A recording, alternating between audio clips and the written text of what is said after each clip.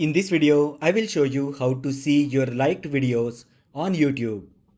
If you find the video helpful, then like the video and subscribe to my channel. Well, it's really easy to find out all those videos that you had liked on YouTube. First, open YouTube app on your mobile. Just log into the app using your Google account. Once you logged in to the YouTube account, tap U option located at the bottom right side of the YouTube home screen.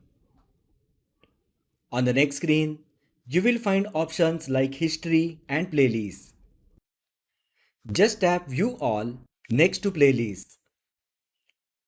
And here you will find a playlist named Liked Videos. Just tap on it to open. And you will see all your liked videos starting from recent liked videos and ends with oldest one.